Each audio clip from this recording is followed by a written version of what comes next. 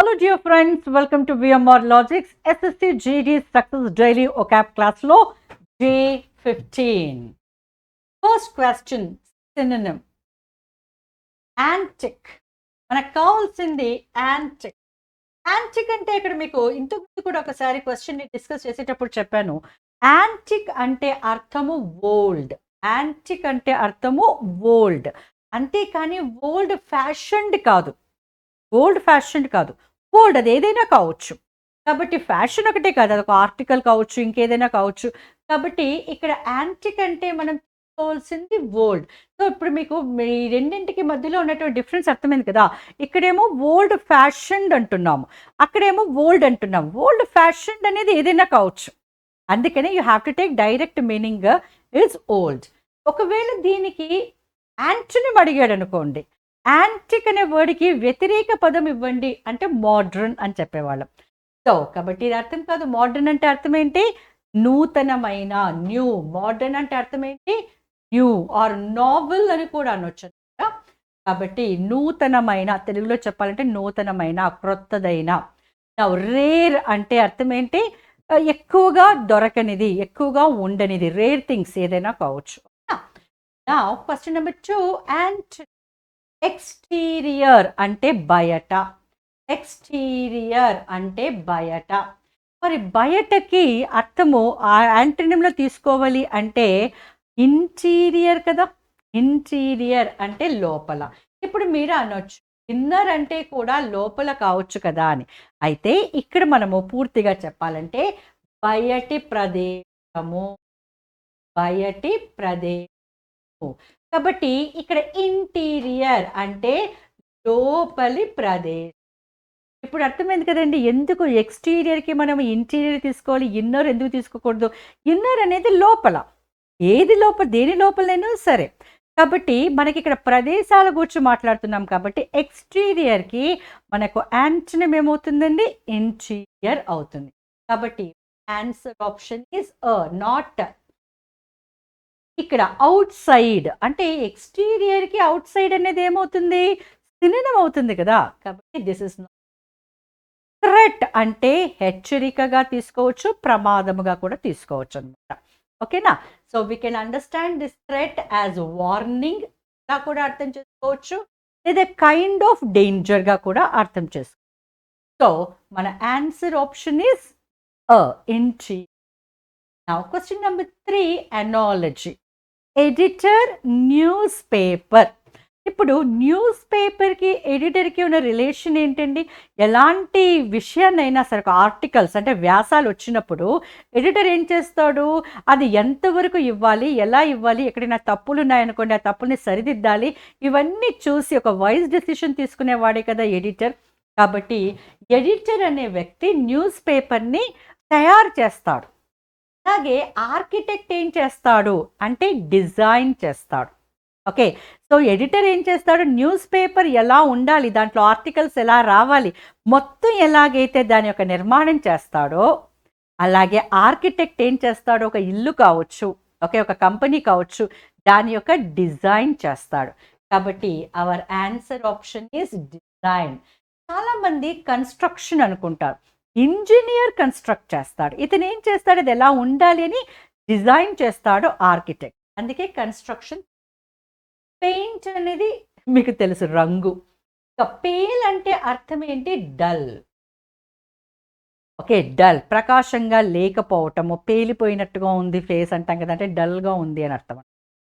So అది answer. నా question number 4, idiom పైన వస్తుంది. Go the extra mile. Go the extra mile means put some more efforts. Put some more efforts. Some more efforts. ఇంకా కొంత ప్రయత్నం చేయండి, ఇంకా కొంత ప్రయత్నం చేయండి, ఇంకా కొంత శ్రమను పెట్టండి, ఇంకా కొంత శ్రమించండి అని అర్థం. కాబట్టి యువర్ ఆన్సర్ ఆప్షన్ అన్నమాట. Your answer option is C. ఓకేనా. Now, next, number 5 is one word substitute. A place for speakers platform. ఇక్కడ దీనిపైన ఫోకస్ చేయండి. స్పీకర్ అంటే మాట్లాడేవాడు. అంటే వక్త, తెలుగులో రాసుకోవాలంటే వక్త. అంటే ఎక్కడి నుండి వక్త తన యొక్క ఉపన్యాసాన్ని ఇస్తాడు, ఎక్కడ నిలబడి మాట్లాడతాడు, లేదా కూర్చుని కూడా మాట్లాడొచ్చు. దట్స్ నాట్ నిలబడే మాట్లాడడం ఏం లేదు. మనము చాలా సార్లు అయితే ఏ సభలో చూసినా కూడా వక్త నిలబడి మాట్లాడతారు. ఒకవేళ పెద్ద మనుషులు ఎవరైనా ఉంటే వాళ్ళు కూర్చుని కూడా మాట్లాడతారు. ఆ ప్రదేశాన్ని ఏమంటాం? ఆడిటోరియం, పోడియం, అక్వేరియం, సోలారియం ఏమంటాం? ఓకే. నౌ ఆడిటోరియం ఇది తప్పు ఆన్సర్. ఎందుకంటే ఆడిటోరియం అంటే a place of people gathering to hear something or listen to something. అంటే అది ఆడిటోరియం అనేది ఏంటి? ఒక ప్రదేశంలో శ్రోతలు లేదా ప్రేక్షకులు కూర్చునే ప్రదేశం.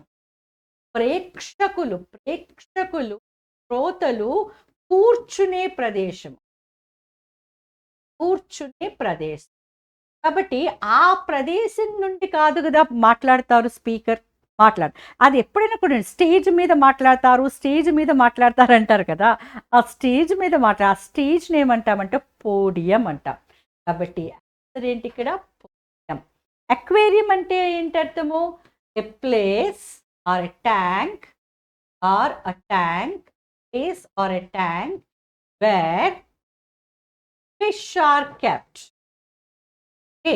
అంటే చేపలని పెంచేటువంటిది ఒక చిన్నగా ఒక బుడ్డి లాంటిది కానివ్వండి, లేదా ఒక స్క్వేర్ బాక్స్ లాంటిది, గాజు బాక్స్ లాంటిది ఉంటుంది కదండి, దాన్ని అక్వేరియం అంటాం.